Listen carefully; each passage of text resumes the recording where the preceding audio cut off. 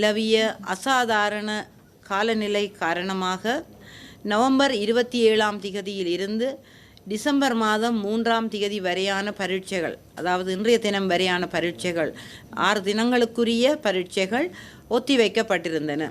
அதாவது காப்போது உயர்தர பரீட்சையினுடைய பரீட்சைகள் நாளைய தினத்திலிருந்து திட்டமிட்டபடி டிசம்பர் மாதம் 4ஆம் திகதியிலிருந்து டிசம்பர் 20ஆம் திகதி வரை நடைபெற இருக்கும் முதல் கட்ட பரீட்சைகள்.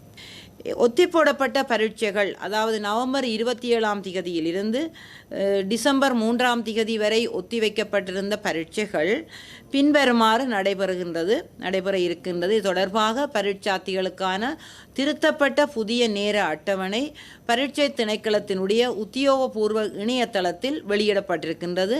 அதாவது ஒத்திவைக்கப்பட்ட பாடங்களுக்குரிய பரீட்சைகள் டிசம்பர் மாதம் 21ஆம் திகதியில் இருந்து 31ஆம் திகதி வரை நடைபெறும்.